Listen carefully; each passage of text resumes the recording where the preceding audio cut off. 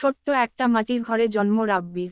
বাবা ছিলেন রিকশা চালক, কিন্তু এক দুর্ঘটনায় তার জীবন থেমে যায়। তখন থেকেই সংসারের হাল ধরতে হয় রাব্বিকে।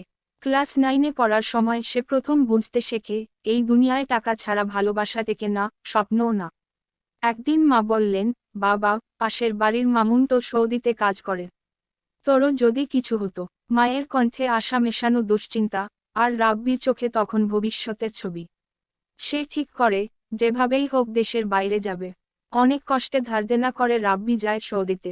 কাজ পায় এক কনস্ট্রাকশনের ফার্মে। সকাল 6টায় রোদে পোড়া শরীর নিয়ে কাজ শুরু হয়, আর থামে রাত 8টায়। 1 ঘন্টা ব্রেক, তাও কখনো মিলে, কখনো না। রাত হলে শোবার ঘর বলে কিছু থাকে না, 6জন এক কামরায় গাদাগাদি করে ঘুমায়। ভাত থাকে না, রুটি আর পানি দিয়ে ক্ষুধা মেটাতে হয়।